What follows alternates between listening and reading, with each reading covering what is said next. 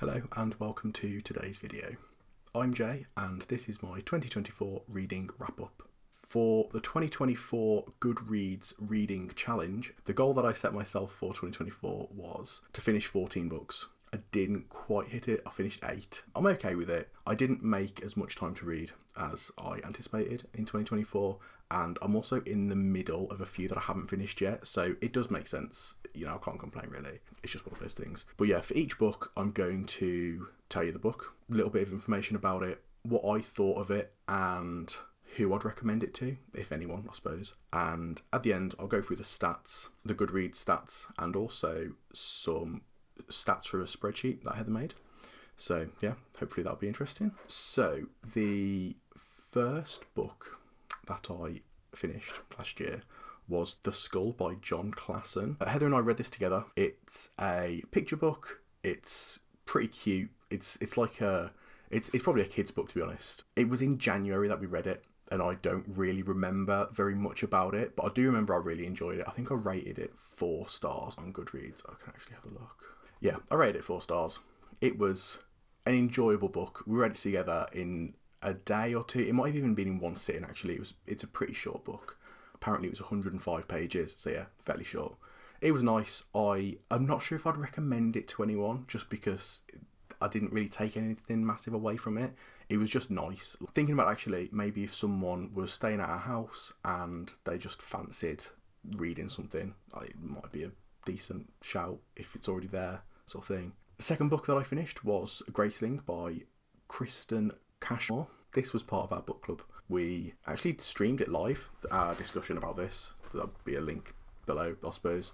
Although the book club kind of died a death, unfortunately. But yeah, I really enjoyed this book. I rated it 5 stars because, for starters, I'd never really read any fantasy before, and I really enjoyed it. It was really interesting. Like, the whole premise was interesting. It was a really enjoyable book to read. The audiobook was okay, but it was a really good introduction to fantasy, I think. And I think that's who I'd recommend it for. Anyone who hasn't really read much fiction or specifically fantasy and wants a way to get into it, I think this is a great book. The second in the series is called Fire, and Heather's got it physically. I think I intended on buying it on the Kindle, but I started reading it. It's pretty good. I'm definitely, probably not this year, 2025, but I definitely do want to read the second one, so I think it's a good shout. The next book I read or finished in 2024 was one that I was actually really excited for. So this came out in March, and I was in a bookshop when Heather and I were in Edinburgh, and the book was there. I knew it was coming out soon. I didn't realise it'd come out yet. I was very excited, so bought it straight away. It's How to ADHD by Jessica McCarbe. This book is from a YouTuber. The YouTube channel is called How to ADHD, and I've probably watched a good 60% of the videos on this channel. So I've suspected that I've got ADHD for many, many years, and in 2024 I actually finally got a diagnosis, which was life achievement, I suppose. But this channel has really helped, help me figure out things about my brain, I suppose. And the book is just a really good compilation of all of the different tips and tricks that you can learn from the channel. So maybe not necessarily anything in the book that isn't on the YouTube channel already, but I think it's great sometimes to just have things in one place where it's just a bit different to digest, I suppose, from a book than it is from a YouTube video. Yeah, I really enjoyed this book. I thought it was excellent. I rated it 4.5 stars, and I would definitely recommend this book to anyone who has watched any of the videos, for starters, and like them. Just generally people who have or think they have ADHD, and also actually to the parents of kids with ADHD maybe, or even the partners of adults with ADHD. It's got a bunch of tips and tricks of how to help, but it's also got a little bit of science in there as well about how these things, why ADHD is a thing, I suppose. Yeah, it's a pretty good book. I did really enjoy it.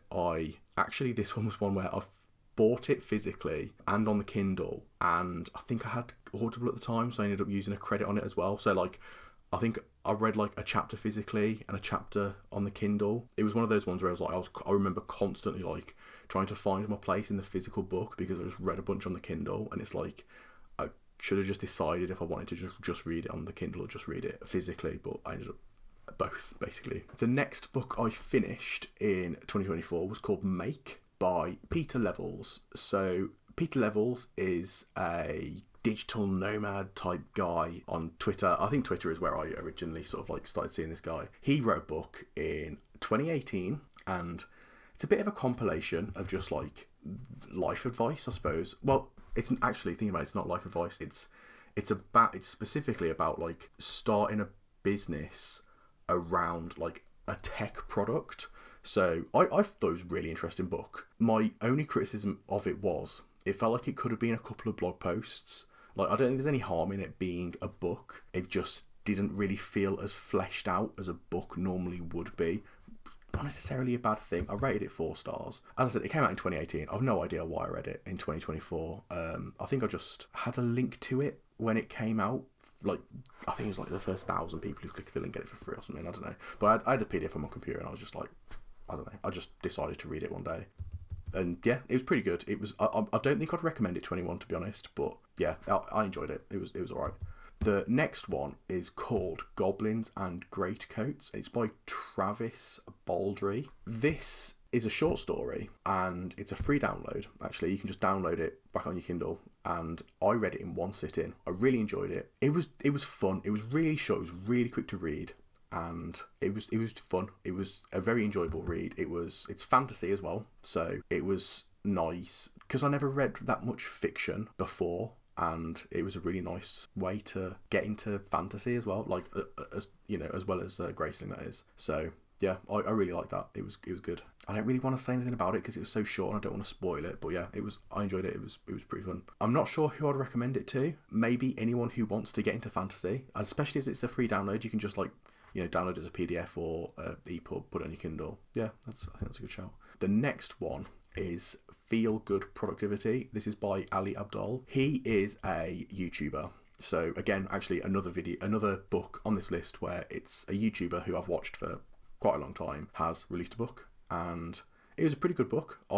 It seems to be doing really well. I'm not surprised because it is a good book. I rated it 4.5 stars. It's the subtitle of this book actually, I think, kind of sums it up pretty well. Feel Good Productivity, How to Do More of What Matters to You. So the channel itself is all about like productivity, and like it's maybe a little bit bordering on the like hustle culture, like what I would consider going too far with productivity. And this book almost seems to be a bit of a like correction on that. Like, it's not about being uber productive and, you know, working hard all the time constantly. I think it's more about a healthier way of getting things done, I suppose. It's not really about cramming. It's about just like figuring out what's important and like making doing those things more enjoyable, which is pretty good. Recommendation wise, I'm not really sure because I think I'd only want to recommend this video to someone who's already watched his videos and liked them, but every single one of his videos that he's put out in the last year has mentioned this book, so like I don't really see why that'd be a thing, me recommending it. So yeah, that's a bit of a weird one to recommend, I suppose. I don't know. The next one is A Spy's Guide to Thinking by John Braddock. So this is on Kindle Unlimited, at least it was when I read it. So I just read it on Heather's Kindle because she had, or still has, Kindle Unlimited. I read it in 2 nights, I think. Yeah, it's a pretty short book. It was pretty interesting. So it's from a spy or an ex-spy who was a CIA, you know, undercover agent allegedly, and it's sort of a story, and then every so often in the story it sort of interrupts the story to talk about like thinking in general, like how this guy applies like different systems to like his life and like how to figure things out when he's in the field, I guess. It was interesting. Like, I won't lie and say that it was crap, because it wasn't, but it feels like the story was pretty interesting and I enjoyed reading it, but it didn't feel like it was more interesting than the sort of thing that you could like read on Reddit or a blog post. And then the life advice, or like the advice around thinking that came within the story, felt alright at the time, but to be honest I can't really remember it, so it can't have been that interesting. I think I would have liked this when I was a kid. Like, I can imagine, you know, 10-12-year-old me reading this and thinking, oh, that's brilliant.